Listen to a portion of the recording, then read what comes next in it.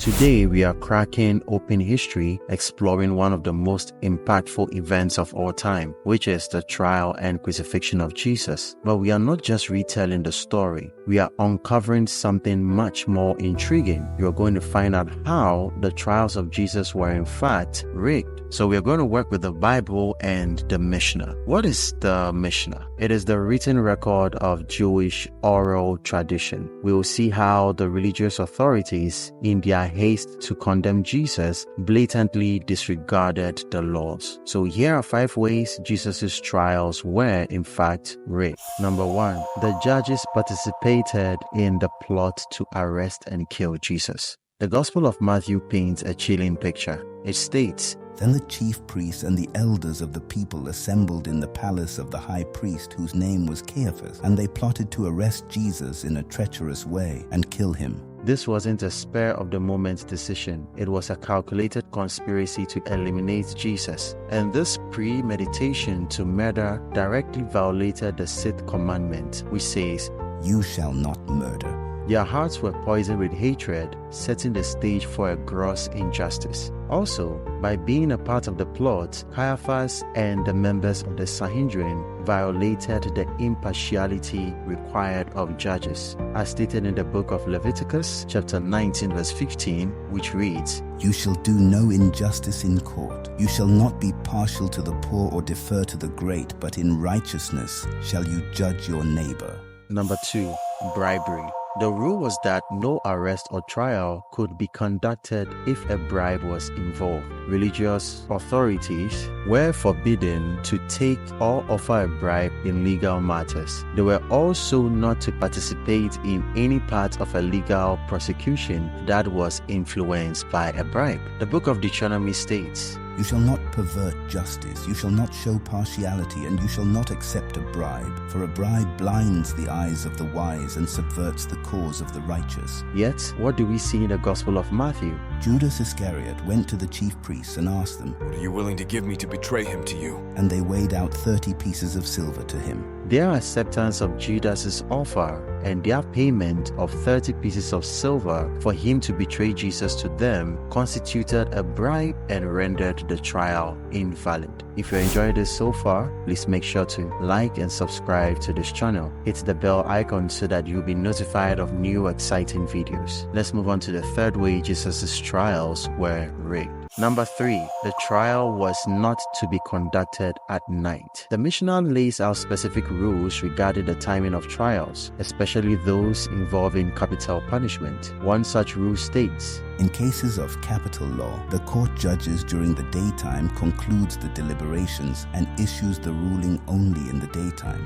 Yet, 2 of Jesus' trials were conducted at night. The first was in the house of Annas, the father-in-law to the high priest, and this was sometime after midnight. Then Jesus was transferred to the house of Caiaphas to be put on trial before the Sanhedrin. This second trial ended before the daytime. It was during this second trial that Jesus was condemned to death, so it was clearly a case of capital law and was therefore illegal. Knowing they had done wrong, they quickly sent Jesus the very next morning to Pilate for a quick and rushed 3rd trial to be conducted in the daytime. You'd find that in the Gospel of Matthew, chapter 27. However, it did not erase the fact that they had already broken this law twice by conducting the first 2 trials. Number 4, lack of an accusation.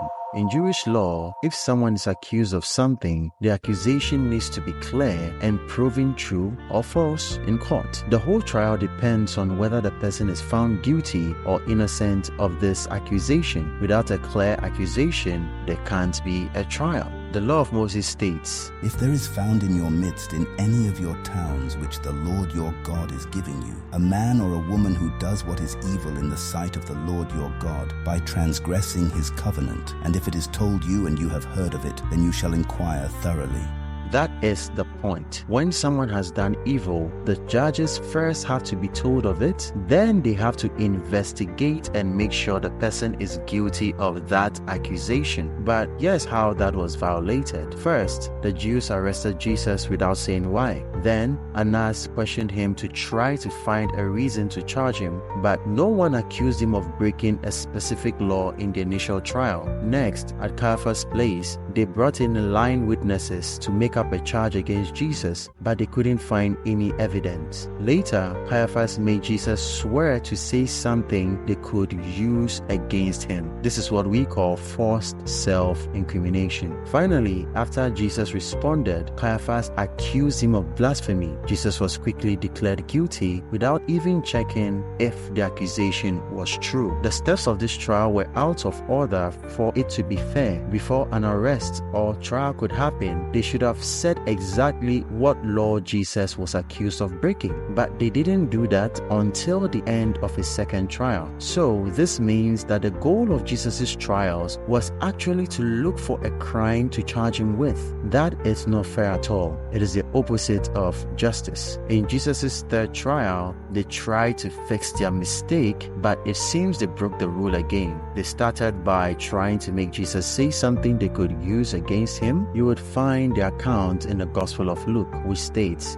When it was day, the council of elders of the people assembled, both chief priests and scribes, and they led him away to their council chamber, saying, If you are the Christ, tell us! But he said to them, If I tell you, you will not believe. So they asked him if he was the Christ, the chosen one, and he replied in a way that didn't give them what they wanted. Again, they had no clear charge. They set up a situation to make it seem like he did something wrong in front of them so they could say he broke the law. This trial wasn't fair either. It twisted the idea of justice. Number 5, they had no evidence against Jesus. According to the law, people were only found guilty if the testimony of 2 or 3 witnesses agreed with each other. This is based on the law of Moses, which states, A single witness shall not rise up against a man on account of any iniquity or any sin which he has committed. On the evidence of 2 or 3 witnesses a matter shall be confirmed. The Mishnah also states, At a time when the witnesses contradict one another, their testimony is void. for a trial to happen, there needed to be a clear evidence that a law was broken. In Jewish law, this evidence usually came from 2 or more witnesses whose statements agree on what happened and how the law was broken. Without a strong evidence, a trial couldn't be fair. In all 3 of Jesus' trials, this kind of evidence was missing. So, all 3 trials broke this important rule of justice. Let's explore them. In Jesus' first trial at Annas' house, there were no witnesses. Annas questioned Jesus but didn't bring any witnesses forward. Jesus reminded him of the law that required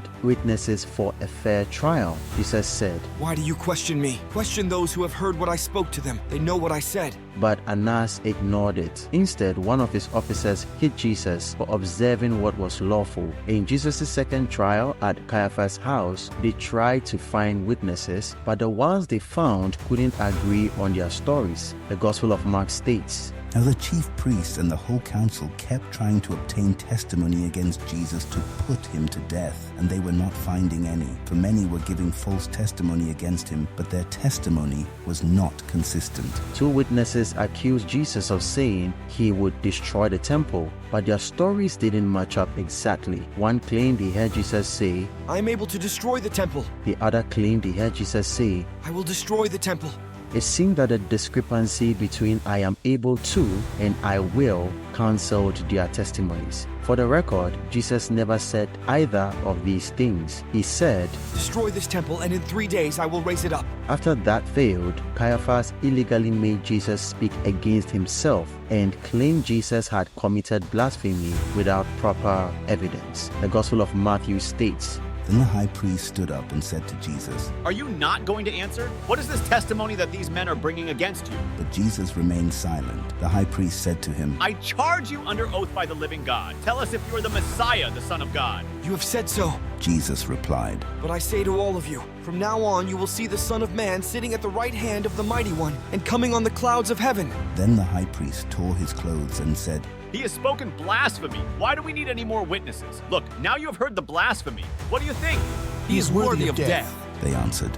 Caiaphas acted as though a crime had just occurred and called on the Sanhedrin to abandon the rule of law. This also broke several laws, including one that says a witness cannot also be a judge. Once they served as witnesses, they were no longer qualified to be the judges of this trial. But they did anyway, and they broke this rule again at the third sunrise trial on the temple grounds. Jesus was condemned on false charges and paid the penalty for the sin of the world through his death on the cross. This was not all dark and gloomy, because he resurrected. So we have it. 5 different ways Jesus' trial was rigged against him, and there are more, but I'm going to end here. I leave the rest up to you to explore and share with me in the comment section. Make sure to like and subscribe for more big content.